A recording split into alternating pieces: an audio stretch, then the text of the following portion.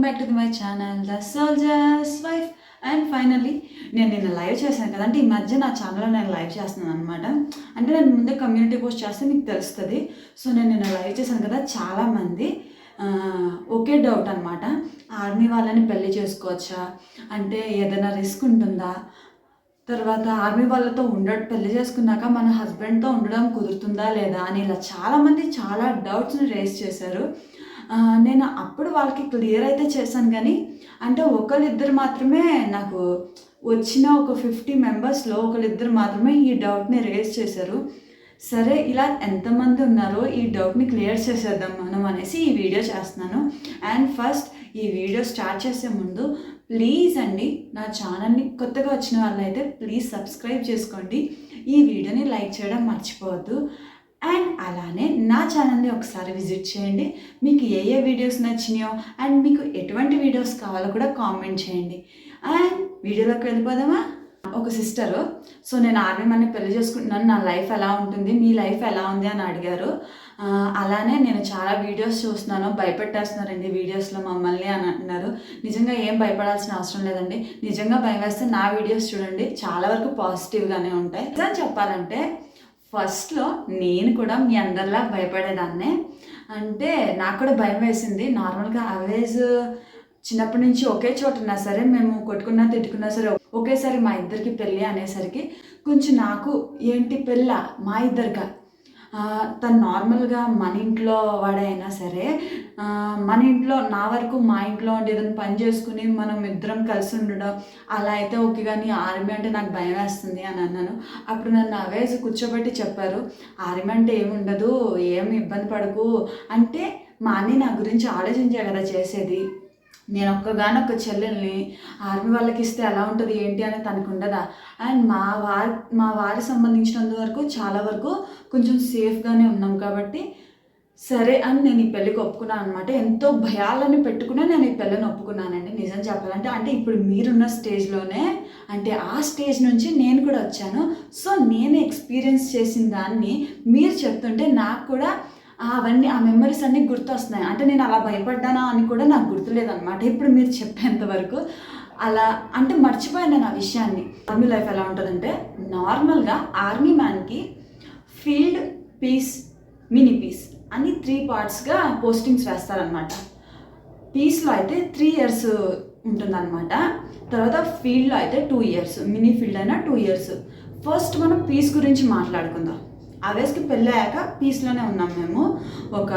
నేనైతే బాబు పుట్టాడు, సో మేము ఒక 8 months మాత్రమే ఉన్నాం. ఆ తర్వాత పోస్టింగ్ వచ్చేసింది ఫీల్డ్ ఏరియా. సో మనం పీస్ గురించి మాట్లాడుకుందాం.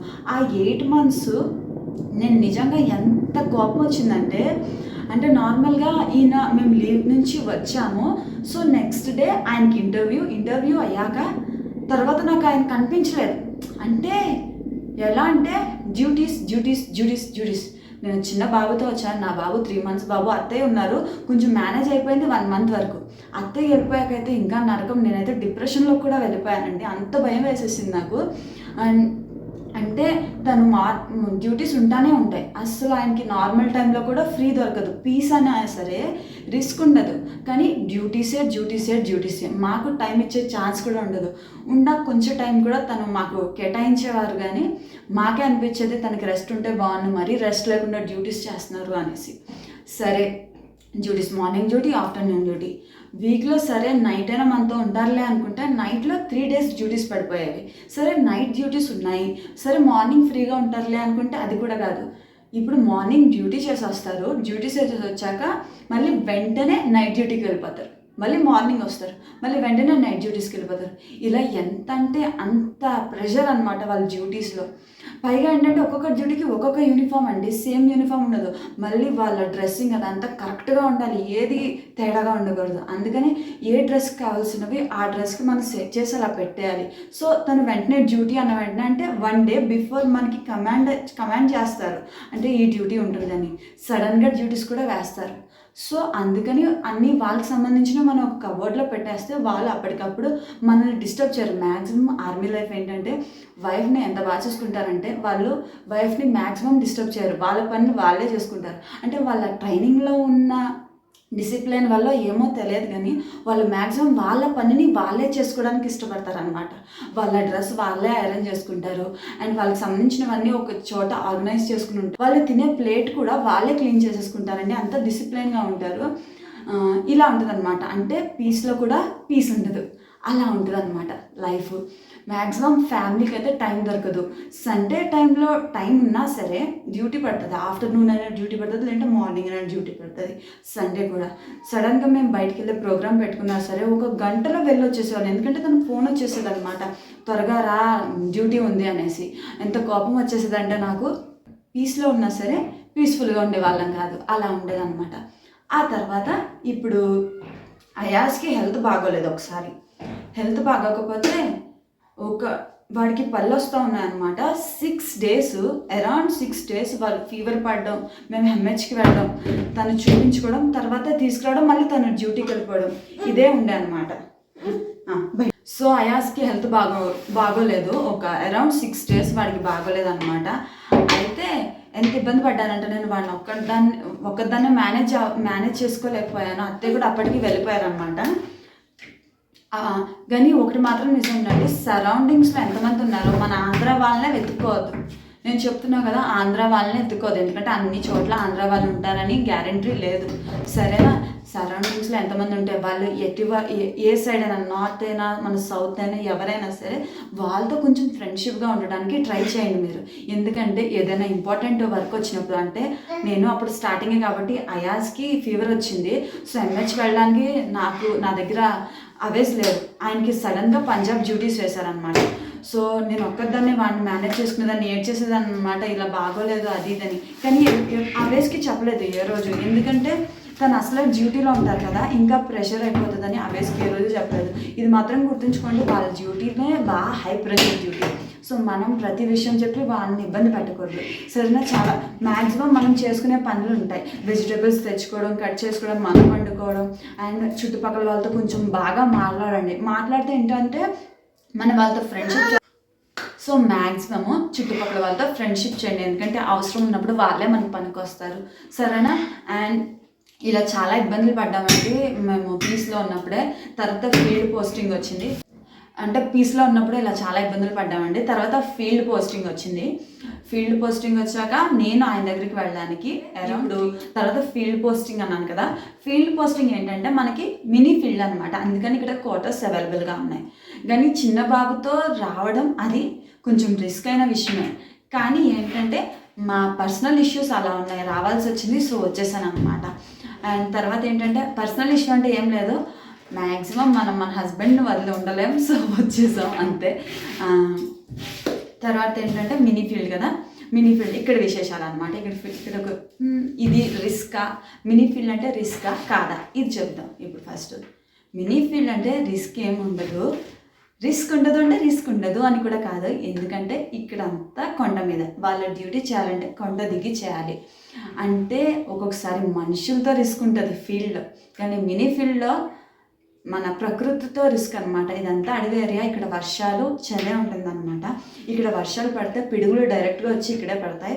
తర్వాత ఇదంతా కొండలు కాబట్టి ఎప్పుడు ఎలా ఉంటుందో చెప్పలేం. సో మనకి ఇక్కడ ప్రకృతితో ప్రాబ్లం అంతే.